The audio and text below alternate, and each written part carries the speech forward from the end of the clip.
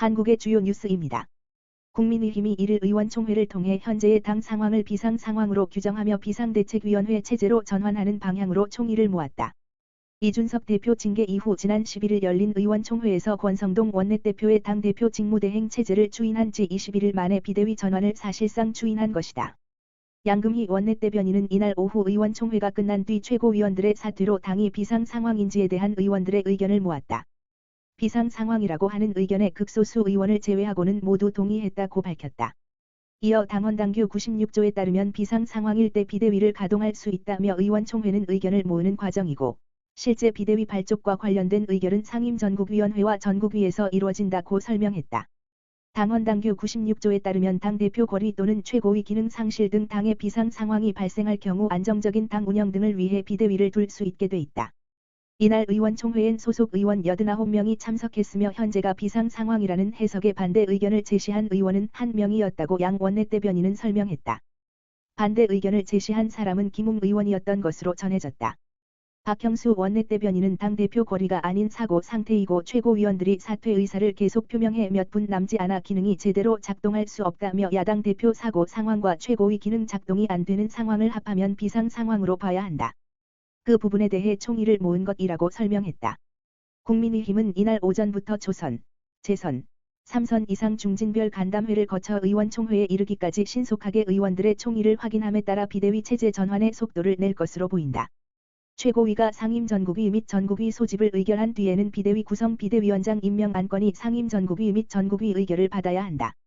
전국위 의장인 서병수 의원의 경우 당헌당규상 근거 부족을 이유로 비대위 체제에 회의적인 입장을 나타냈던 만큼 입장 변화가 있을지 주목된다. 당 일각에서 권성동 원내대표의 원내대표직 사퇴 요구도 제기된 가운데 이날 의총에서는 원내대표직에 대한 재신임 논의는 이루어지지 않은 것으로 알려졌다. 어떤 재선 의원은 TV뉴스와 통화에서 재신임 논의가 필요 없을 정도로 권 원내대표에 대한 대다수 의원들의 신임은 확고한 편이라고 말했다. 권 원내대표는 이날 의원총회 모두 발언에서 당이 비상상황에 직면했다. 이를 돌파하기 위한 특단의 조치가 필요하다며 비대위 체제 전환의 필요성을 설명했다. 또한 대한민국이 직면한 위기 극복을 위해 윤석열 정부의 성공이 절실하다. 하루라도 빨리 위기를 수습하고 국정을 뒷받침해야 한다고 강조했다. 자녀 입시 비리와 미공개 정보 이용 등으로 실형을 확정받고 복역 중인 정경심 전 동양대 교수가 형 집행정지를 신청했다. 1일 법조계에 따르면 정 전 교수의 변호인은 정 전 교수가 디스크 파열과 하지마비 등의 이유로 서울중앙지검에 형 집행정지 신청서를 제출했다. 정 전 교수는 허리 통증과 하지마비 증상으로 약물 치료를 받던 중 지난 6에서 7월 구치소에서 4차례 낙상사고를 겪으면서 통증이 심해진 것으로 전해졌다. 정 전 교수 변호인은 정 전 교수가 지난달 22일 재판을 마친 뒤 진단을 받은 결과 허리 디스크가 파열돼 수술이 필요하다는 의료진의 소견을 받았다며 디스크 협착 및 추간판 탈출증, 고관절 고도 골다공증, 뇌수막종을 동반하는 뇌종양과 다발성 뇌경색증이 확인되고 왼쪽 눈에는 안화골절의 새로운 병변이 나타나 정밀 진단과 치료가 필요하다는 소견까지 받은 상태라고 전했다. 정 전 교수는 지난 1월 27일 자녀 입시비리 혐의와 주식 관련 미공개 정보 이용 혐의로 대법원에서 유죄 판결을 받고 징역 4년이 확정됐다. 정 전 교수는 딸 조모 씨의 장학금 의혹 등으로도 조국 전 법무부 장관과 함께 1심 재판을 받고 있다. 형 집행정지는 인도적인 차원에서 수형자에게 형의 집행을 계속하는 것이 가혹하다고 보이는 일정한 사유가 있을 때 검사의 지휘에 의해 형벌의 집행을 정지하는 것이다. 형사소송법은 형 집행으로 현저히 건강을 해칠 염려가 있을 때 연령이 70세 이상인 때 임신 6개월 이상인 때 노령의 직계존속이나 유년의 직계비속을 보호할 사람이 없을 때 징역형의 집행을 정지할 수 있다고 규정했다. 형 집행정지 신청이 접수되면 검찰은 서류를 검토한 뒤 필요할 경우 의료진을 대동해 현장 조사 등을 수행하고 법조계, 의료계, 학계, 시민단체 인사 등으로 이루어진 형 집행정지 심의위원회를 열어 형 집행정지 사유가 있는지 살핀다. 최종 결정권자는 서울중앙지검장이다. 형 집행정지가 받아들여지면 정 전 교수는 검찰에서 지정한 장소에 머물며 건강이 회복될 때까지 형 집행이 정지된다. 서울중앙지검 관계자는 구체적 일정은 얘기할 단계가 아니다라며 절차에 따라 진행할 예정이라고 말했다. 더불어민주당 유력 당권 주자인 이재명 후보가 문자폭탄 부작용 개선을 위해 제안한 온라인 플랫폼 신설이 논란을 낳고 있다. 97그룹 90년대 학번 70년대생 당권 주자인 박용진 강훈식 후보와 조응천 의원은 당 차원에서 문자폭탄 좌표를 찍어 당내 소신 목소리를 잠재우려는 의도라고 비판했다. 이 후보는 지난달 30일 고향인 경북 안동에서 당원 지지자들과 만나 당의 온라인 플랫폼을 만들어 욕하고 싶은 의원을 비난할 수 있게 해 오늘의 가장 많은 비난을 받은 의원, 가장 많은 항해 문자를 받은 의원 등을 해보고자 한다고 했다. 이에 대해 박 후보는 이를 페이스북에서 자신과 반대 의견을 내놓는 소신을 숫자로 겁박하고자 하는 의도라며 악성 팬덤으로 의원들을 향해 내부 총질로 낙인 찍는 당대표가 나오면 민주당은 이재명의 민주당으로 달라질 것이라고 했다. 강 후보도 페이스북에서 비난과 항해 숫자를 줄 세우는 건 민주주의 강화가 아닌 퇴행이라고 지적했다. 문자 폭탄 표적이 됐던 조 의원도 전날 밤 페이스북에서 강성당원들 생각과 다른 발언을 할 가능성이 가장 높은 후보군에 속하는 저로서는 영업사원 실적 막대 그래프를 쳐다보는 것 같아 졸지 않을 수 없을 것 같다며 이 후보의 온라인 플랫폼을 순한 맛 문자 폭탄으로 규정했다. 이와 관련 이 후보 측은 기자들에게 보낸 문자 메시지에서 당원과 국민의 자유로운 의사 표현과 의사결정 직접 참여를 위한 온라인 소통 플랫폼을 제안한 것이라며 이를 의원 욕할 플랫폼이라고 하는 것은 발언의 일부만을 갖고 취지를 왜곡한 것이라고 반박했다. 한편 이 후보는 이날 국회 국방위원회에 출석해 초선 의원으로 상임위 데뷔전을 치렀다. 이 후보는 인사말을 통해 다시는 지지 않는 나라, 주권을 빼앗기지 않는 나라를 만들기 위해 저도 함께하겠다는 포부를 밝혔다. 이 후보는 이어진 질의에서 이종섭 국방부 장관과 주한미군 등과 관련한 이슈를 두고 설전을 벌였다. 그는 이 장관에게 여전히 미군이 없으면 북한 전력에 밀린다고 생각하느냐고 물었다. 이 장관이 북한 핵까지 고려하면 심각하게 봐야 한다고 답하자 핵에 부합하게 재래식 장비를 늘려야 한다는 말이냐? 미래전은 장비와 예산이 중요하지. 2차 대전에 썼던 고물이 무슨 소용이 있나? 실질 전투력을 비교해야 하는데 지금도 충분히 감당할 만하다고 반박했다. 이에 이 장관도 북한 핵이 있기 때문에 쉽게 답변하기 어려운 문제라고 물러서지 않았다. 추미애 전 법무부 장관이 이를 저학력, 저소득층의 국민의힘 지지자가 많다는 것은 사실이라며 이재명 더불어민주당 의원의 관련 발언을 두둔했다. 추 전 장관은 이날 SNS에 이같이 밝혔다. 당대표 후보인 이 의원이 최근 저학력 저소득층의 국민의힘 지지자가 많다. 언론 환경 때문에 그렇다라고 한 발언에 동조한 것이다. 추 전 장관은 상대적으로 가난한 사람들이 유권자 수에서 절대적 다수라 하더라도 당장의 생계를 위해 일자리를 쫓아다니느라 다른 생각을 할 여유조차 없다며 뉴스를 제대로 보거나 정치적 생각을 할 여유가 없는 것이 현실이라고 했다. 추 전 장관은 게다가 정치적 생각을 마비시키는데 언론의 편향 보도도 결정적인 역할을 한다며 대기업 광고주인 자본의 지배를 받는 언론 환경이 부의 시각을 반영하도록 해 가난한 사람들이 정치적 의사를 표현하기에는 훨씬 취약하도록 만들기도 한다고 주장했다. 추 전 장관은 가난한 사람들이 정치적 관심에서 멀어져가는 반면에 극도로 부유한 사람들은 기존 질서에 너무 많은 것이 걸려 있다며 그렇기에 그들은 수단과 방법을 가리지 않고 정치 권력을 쟁취해 자신들의 부를 누리고 특권을 유지하려고 길을 쓴다고 했다. 추 전 장관은 결국 승자 독식의 선거제도 아래에서 선거 결과의 피해를 고스란히 저소득층과 청년층과 노년층의 가난한 약자들이 당하고 있다며 따라서 자신들을 외면하는 세력을 지지하는 이율배반적 투표조차도 피해를 당하면서 사회 문제의 원인을 제대로 인식할 수 없도록 그루밍인 길들이기를 당하는 것이 또 다른 피해라고 주장했다. 추 전 장관은 그러면서 그래서 정치 집단은 사회 문제를 제대로 처리하기 위해 이전보다 더 높은 능력과 사회적 지능을 가지도록 하는데 지혜를 모아야 하는 것이라고 했다. 추 전 장관은 이 의원 발언을 각각 빈자 혐오 선악을 구분하는 이분법적 인식이라고 지적한 97세대 90년대 학번, 70년대생 당대표 후보 박용진 강훈식 의원을 향해 젊음을 무기로 정치교체를 내세우면서 정작 말꼬리 잡는 소동을 벌이는 사이에 정치 혐오만 더 깊어질 것이라고 비판했다. 이 의원은 이러한 내용의 추 전 장관 글을 자신의 SNS에 공유했다. 추 전 장관은 지난해 민주당 대선 경선에서 이 의원, 박 의원 등과 경쟁했다. 당시 이 의원을 집중 견제한 다른 후보들과 달리 이 의원 주장에 보조를 맞추며 명추연대라는 평가를 받기도 했다. 문재인 정부 당시 부실 수사라는 비판이 제기됐던 대장동 사건에 대해 서울중앙지검이 전면 재수사에 착수한 것으로 이를 전해졌다.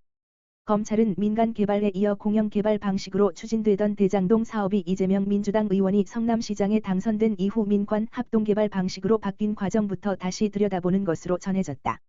이런 사업 방식 변경으로 김만배 씨 등 민간업자들이 대장동 사업에 참여할 수 있게 됐다는 것이다. 서울중앙지검 반부패 수사 3부는 이날 오전 서울 중랑구에 있는 A 종중 사무실에 수사관을 보내 이 사무실 컴퓨터에 있던 녹음 파일 13에서 14개를 포함해 대장동 사업 관련 파일 290여 개를 임의 제출 방식으로 확보했다. 이 녹음 파일에는 이 사건으로 기소된 유동규 전 성남도시개발공사 기획본부장, 천화동인 4호 소유주 남욱 변호사 등이 2013년에서 2014년 대장동 주민들에게 당시 이재명 성남시장을 거론하며 사업 내용을 설명하는 육성이 담긴 것으로 알려졌다. 당시 성남시 분당구 대장동은 수년간 A종중의 집성촌이었고 원주민 설득 차원에서 일종의 사업 설명회가 열렸다는 것이다. 본지 취재를 종합하면 2013년 2월 28일 자 녹음 파일에서 유동규 씨는 대장동 원주민들에게 시장님이 보셨을 때는 뭐냐면 여기에서 만약에 성남시 관련 조직이 들어가서 개발을 직접 하지 않으면 시장님도 여러분들 도와드리라 그러지? 성남도시개발공사가 짊어지고 갑니다. 사업 속도가 굉장히 빨라집니다. 주민들하고 도시공사하고 공동사업으로 라고 말했다. 그날은 성남시의회에서 성남도시개발공사 설립 조례안이 통과된 날이었다. 이 의원은 2010년 성남시장 선거에서 대장동 주민들에게 민영 개발을 약속했던 것으로 알려져 있다. 이 의원 당선 이후 성남도시개발공사가 설립됐으며 성남도개공과 화천대유 등이 투자한 성남이들이 주도하는 민관 합동개발 방식으로 진행됐다. 검찰 공소장에 따르면 유동규 씨는 2013년 2월 대장동 원주민 상대로 설명회를 하고 한 달쯤 뒤 남욱 씨를 만나 대장동 개발은 너네 마음대로 하라고 했으며 이후 3억 5천여만 원을 받기도 했다. 대장동 원주민들은 작년 9월 대장동 사건이 논란이 된 이후 검찰 수사를 통해 화천대유가 3천억 원이 넘는 이익을 남긴 사실이 드러나자 이 의원을 포함해 성남시와 성남도개공, 화천대유 관계자 등 15명을 배임과 도시개발법 위반 혐의로 지난 5월 검찰에 고발했다. 특정 민간 사업자가 천문학적인 개발 이익을 가져가자 우리는 속은 것이라며 검찰을 찾아간 것이다. 이들은 고발장에서 대장동 사업 담당자들은 위법한 조성토지 공급 계획을 이재명 성남시장에게 제출했고 성남시장은 이를 묵인해 화천대유에 큰 이익을 몰아줬고 성남의들엔 그만큼 손해를 끼쳤다며 공권력과 민간업체가 결탁한 조직적인 부패 범죄라고 주장했다. 검찰은 최근 전 성남시장인 이재명 의원 등을 고발한 원주민 중 일부를 소환 조사했다. 한편 검찰은 이날 2011년에서 2013년 초 성남시 도시개발사업단장을 지낸 진 씨를 불러 조사했다. 진 씨는 2011년 3월 성남시가 도시계획위원회를 열어 대장동 공영개발 사업 추진을 의결할 당시 택지개발과장으로 재직했다.